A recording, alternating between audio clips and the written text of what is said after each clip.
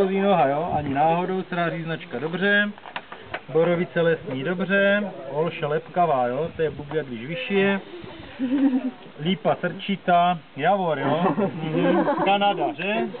Typický, jo, typický. Poměnka, jo, co je škoda, že to není, že je to tmavě modrý, že tady máme mochna modrá, jo. Dobrý, tak to je taky špatně, vrba jívat dobrý.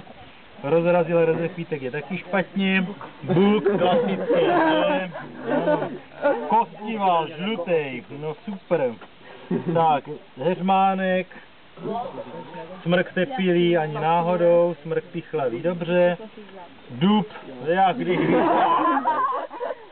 Kanada jezdí s dubovým listím na tom, na hrudníku. Borovice, vejmutovka, proto je to naplacato, že? No, tak bych to měl poznat. Jítrovce obecný dobře, kopinatý taky dobře, Douglaska ani náhodou, mochna husí, tohle jo, na rukavku jste v životě neviděli. Vlčí mák dobře, kopřiva dobře a borovice černá dobře. Takže pánové, myslím, že jste postoupili úspěšně do dalšího kola. Ty taky. No to pak dostaneš tohle domů a dostaneš všechny vzorky.